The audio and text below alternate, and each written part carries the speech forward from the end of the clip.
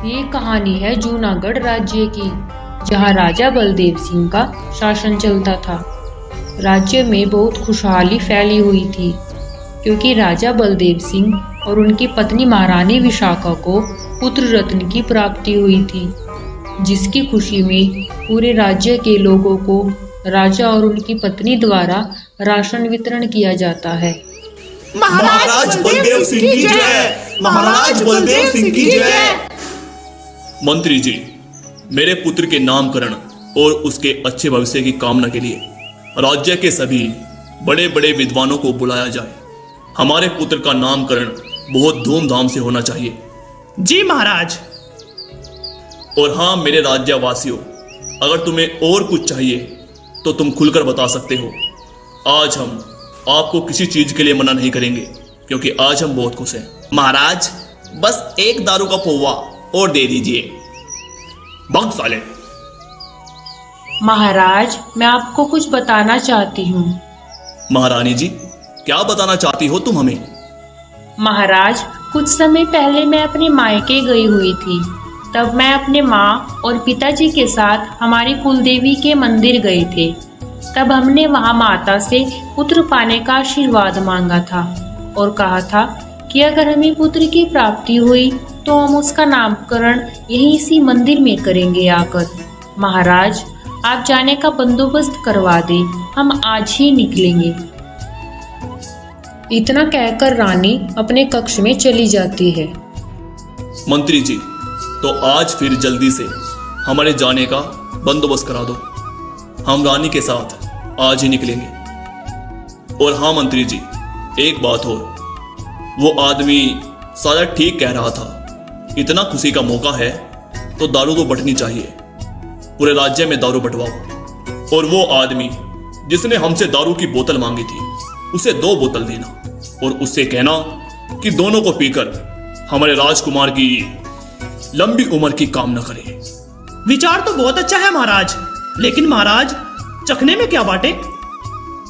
देखिए मंत्री जी, इसका बंदोबस्त आप खुद कर लीजिएगा, जैसा आपको अच्छा लगे। अरे मंत्री जी, अब जल्दी जाओ और सबसे पहले हमारे जाने की तैयारी करो। थोड़ा सा और लेट हुआ ना तो महारानी जी हमारी जान ले लेगी। अब राजा और रानी अपने पुत्र को लेकर महारानी के मायके यानी सोमनगर राज्य की ओर निकल जाते हैं। तभी जंगल के रास्ते से गुजरते हुए वहां अचानक शेर सामने आ जाता है, जिसे देखकर राजा के घोड़े डर के अचानक पीछे मुड़ जाते हैं, जिससे राजा की राजसवारी पलट जाती है। तभी राजा के सिर पर पत्थर लगने से वे बेहोश हो जाते हैं। अरे वह चील, रोको उसे, कोई रोको, वह मेरे बच्चे को लेकर जा रही है। बचाओ, कोई मेरे बच्चे को बचाओ। सैनिकों, कोई मेरे बच्चे को बचाओ, बचाओ मेरे बच्चे को। तभी 2 सैनिक उस चील के पीछे दौड़ते हैं, लेकिन वो चील बहुत दूर निकल जाती है, जिससे वह सैनिक उसे नहीं पकड़ पाते हैं और वापस वहीं पर आ जाते हैं। महारानी जी, हमने बहुत कोशिश की उस चील को पकड़ने की, लेकिन वो हमारे हाथ नहीं आई। वो बहुत ऊंची उड़ गई और बहुत दूर चली गई, और वो राजकुमार को भी अपने पंजों में दबोच कर ले गई। महारानी, हमें माफ करिएगा, हम उसे नहीं पकड़ सके। यह सुनकर रानी तुरंत बेहोश हो जाती है और तभी राजा और रानी को महल में लाकर उनका इलाज कराया जाता है। कुछ देर में दोनों को होश आ जाता है। क्या हुआ मुझे सर में बहुत दर्द हो रहा है। और जैसा मुझे याद है, हम लोग तो सोमनगर राज्य जा रहे थे, फिर अचानक क्या हुआ? तभी रानी सारी बात राजा को बताती है। क्या हमारे पुत्र को एक चील उठाकर ले गई और उस चील को किसी ने पकड़ा भी नहीं? सेनापति जी, तुम तो इतने अच्छे निशानेबाज हो, फिर वो चील तुमसे कैसे बच गई? तुम्हारे होते हुए वो चील हमारे पुत्र को कैसे उठाकर ले गई? महाराज, मैंने जैसे ही देखा कि एक शेर हम पर हमला करने वाला है तो मैंने तुरंत उस पर हमला कर दिया। और जब तक मैं उस शेर को वहां से भगाने में कामयाब हुआ तब तक आपका रथ पलट चुका था और उधर वह चील भी राजकुमार को उठाकर ले जा चुकी थी। हमारे सैनिकों ने उस चील का बहुत दूर तक पीछा किया लेकिन पकड़ न सके। हे भगवान, ये क्या हो गया? मेरा पुत्र ना जाने किस हाल में होगा। सेनापति जी, अब मैं आपको जैसा कहता हूं आप बिल्कुल वैसा ही करें। जी महाराज, बोलिए मुझे क्या करना है? आप अपने तमाम सैनिकों के साथ जंगल में जाओ और मेरे बेटे राजकुमार को ढूंढो। राजा के कहने पर सेनापति अपने सैनिकों के साथ जंगल की ओर निकल जाता है। वहीं दूसरी तरफ वो चील उस बच्चे को लेकर बहुत दूर आ जाती है, जहां उसे एक दूसरी चील देख लेती है और उसका पीछा करने लगती है और वह उस बच्चे को छीनने की कोशिश करती है। तभी वहां से गुजर रहे एक पंडित की नज़र उन चीलों पर पड़ती है। हे भगवान, ये क्या? इन चीलों के पास तो एक नवजात शिशु है जिसको खाने के लिए ये दोनों चील आपस में लड़ रही हैं। ना जाने किस बेचारे का बच्चा उठा लाई है ये चील। तभी दोनों चीलों के आपस के टकरार से वह बच्चा नीचे गिर जाता है, जिसे तुरंत वह पंडित अपने हाथों में रोक लेता। अरे भाग्यवान, कहाँ हो? जल्दी इधर आओ। अरे ये क्या? ये किसका बच्चा ले आए हैं आप? ये सब ऊपर वाले का खेल है भाग्यवान। हम इतने सालों से एक पुत्र की कामना कर रहे थे, शायद ये उसी का फल है। पर यह बच्चा मिला कहाँ आपको? यह तो कितना सुंदर बच्चा है। तभी पंडित अपनी पत्नी को सारी घटना बताता है। अगर इसे कोई ढूंढता हुआ यहाँ आया तो हम उसे वापस कर देंगे, और अगर इसे ढूंढता हुआ कोई नहीं आया तो इसे हम ही पाल लेंगे। सुनिए जी, आज पूरा 1 महीना हो गया है, कोई भी इस बच्चे को ढूंढने नहीं आया। अब हम क्या करें? अब करना क्या है भाग्यवान? अब इसकी सारी जिम्मेदारी हमें ही उठानी होगी। इतना कहकर पंडित अपनी पत्नी और नन्हे बच्चे को लेकर उस गांव से निकल जाता है और एक छोटे से कस्बे के पास जंगल के किनारे एक झोपड़ी बनाकर वो रहने लगते हैं। ऐसे ही कुछ वर्ष बीत जाते हैं और वो छोटा बच्चा अब बड़ा हो चुका होता है। बेटा सूर्या, मैं बाजार जा रहा हूँ कुछ सब्जियाँ और घर का राशन लेने। तब तक तू जंगल जा और जंगल से सूखी लकड़ियाँ काट कर ले आ, क्योंकि आज घर में सूखी लकड़ियाँ नहीं बची है। देखो, तुम जल्दी से सारा माल हमारे हवाले कर दो, नहीं तो तुम अपनी जान से हाथ धो बैठोगे। मुझे जाने दो। शायद तुम जानते नहीं हो, मैं इस राज्य के राजा का पुत्र हूं। सालों, एक एक की चमड़ियां उधड़वा दूंगा। ये राज्य मेरा है, तुम यहां से बचकर नहीं जा पाओगे। इसीलिए कहता हूं, चले जाओ यहां से, मुझे अकेला छोड़ दो। अरे हमें मत डराओ राजकुमार, हम डरने वाली पार्टी नहीं है। वैसे भी हमने अपने चेहरों को ढक रखा है, तो तुम हमें पहचानोगे कैसे? बोलो बोलो। डिंग चिक चिक, डिंग चिक चिक, डिंग चिक चिक, डिंग चिक चिक। अरे ये क्या? ये तो डाकू हैं, और ये डाकू तो उस व्यक्ति को बंदी बनाकर उसे लूटना चाहते हैं। तभी सूर्यदेव छुपकर शेर की आवाज निकालता है और वो दोनों डाकू शेर की आवाज सुनकर डर जाते हैं। वह दोनों डाकू वहां से भाग जाते हैं। अरे भाई, कौन हो तुम और यहाँ पर क्या कर रहे हो? यहाँ पर शेर है, क्या तुम्हें डर नहीं लगता है? जाओ यहाँ से, भाग जाओ और अपनी जान बचाओ। मेरा नाम सूर्यदेव है और यहाँ से कुछ ही दूरी पर एक झोपड़ी है जहाँ मैं रहता हूँ। और तुम चिंता मत करो, यहाँ पर कोई शेर नहीं है। वो तो मैंने ही शेर की आवाज निकालकर उन दोनों डाकुओं को डराया था ताकि वो यहाँ से भाग जाए, ताकि वो दोनों डाकू तुम्हें कोई नुकसान ना पहुंचा सके। क्योंकि मैंने देखा कि कैसे वो दोनों तुम्हें धमका रहे थे। भाई, तुम तो कोई राजघराने से लगते हो, फिर तुम अकेले यहाँ इस घने जंगल में क्या कर रहे हो?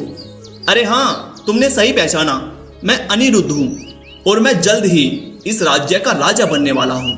और इसीलिए मैं राजा बनने से पहले अपने राज्य के हर हिस्से में घूमना चाहता हूँ। और इस तरह मैं घूमते घूमते इस जंगल में आ गया और मुझे अकेला देख उन दोनों डाकुओं ने मेरा पीछा किया और सही मौका देखकर मुझे बंदी बना लिया। लेकिन तुमने सही वक्त पर आकर मुझे बचा लिया।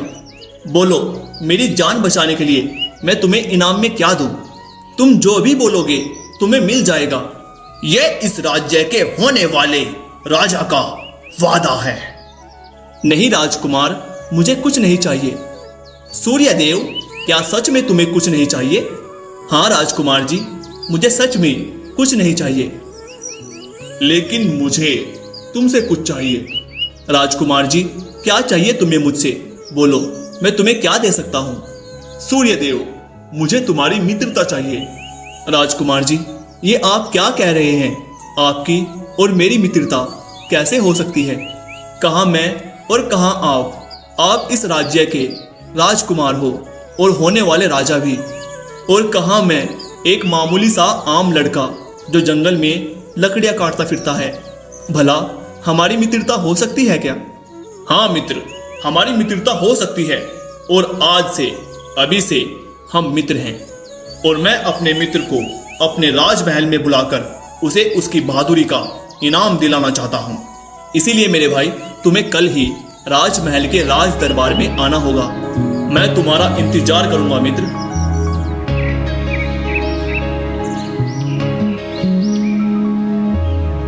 ताऊ जी, यही है वो सूर्यदेव जिसने मुझे जंगल में डाकुओं से बचाया था। सूर्यदेव, तुमने मेरे बेटे की जान बचाई है, इसलिए मैं चाहता हूँ राजा से तुम्हें कुछ इनाम मिले।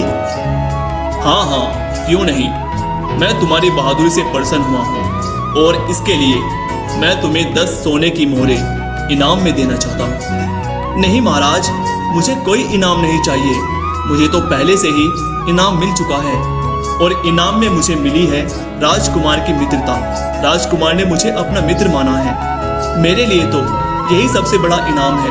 अब मुझे किसी और इनाम की आवश्यकता नहीं है महाराज। नहीं नहीं, ये नहीं हो सकता। ये मैं क्या देख रहा हूं? ये कैसे हो सकता है? वो राजमहल में प्रवेश कर चुका है। मुझे जल्द ही यह बात नरेंद्र देव को बतानी होगी। अरे तांत्रिक बाबा, तुम यहाँ क्यों आ गए?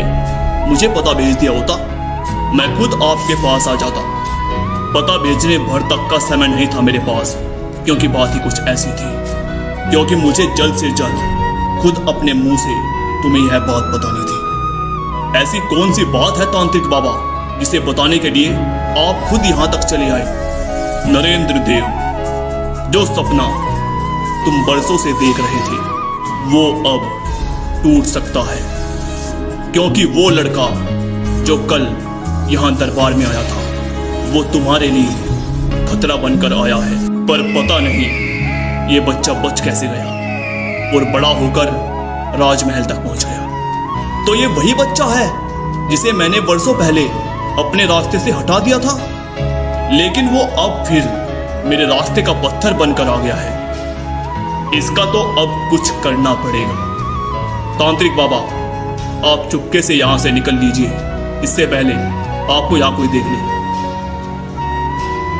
मुझे जल्द ही इसका कोई ना कोई समाधान ढूंढना होगा।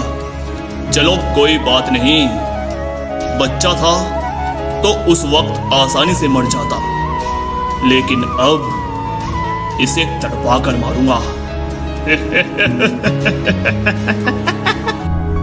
सुनो, मेरी मदद करो, मेरी मदद करो बेटा। अरे काका, क्या हुआ? आपको क्या मदद चाहिए? बेटा, मेरे बेटों ने मुझे घर से निकाल दिया है और मैं अपना सामान लेकर यहाँ बाहर आ गया हूँ, पर मेरा बहुत जरूरी सामान घर पर ही रह गया है। क्या तुम मेरे इस बक्से को थोड़ी देर अपने पास रख सकते हो, और तब तक मैं घर जाकर अपना सामान लेकर वापस आता हूँ। ठीक है बाबा, आप जाइए, मैं यहीं बैठकर आपके बक्से का ध्यान रखूंगा, और जब तक आप लौट नहीं आते मैं यहीं पर आपका इंतजार करूंगा। धन्यवाद बेटा।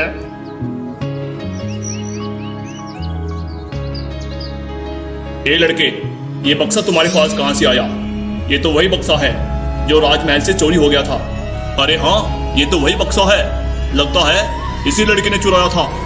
नहीं, ये वो बक्सा नहीं है, और मैंने कोई चोरी नहीं की है। सूर्यदेव के मना करने पर भी वो सैनिक सूर्यदेव को राजमहल में ले जाते हैं। छोटे महाराज, यही है वो चोर जो आपके कमरे से आपका बक्सा चुरा कर ले गया था। क्या? ये क्या कह रहे हो सैनिकों? ये तो सूर्यदेव है, मेरे पुत्र का मित्र। भला सूर्यदेव क्यों चोरी करेगा? छोटे महाराज, हमने रंगे हाथों इसे इस बक्से के साथ पकड़ा है। अगर ऐसी बात है तो फिर ठीक है, राजमहल में चोरी करने के इल्जाम में सूर्यदेव को आजीवन कारावास की सजा दी जाती है। जाओ, इसे काल कोठरी में कैद कर दो। नरेंद्र देव, क्या तुम्हें नहीं लगता कि तुम फैसला करने में कुछ ज्यादा ही जल्दबाजी नहीं कर रहे? ये लड़का तुम्हारे बेटे का मित्र है, तो क्या इसे इसकी सफाई में कुछ कहने का मौका नहीं दोगे?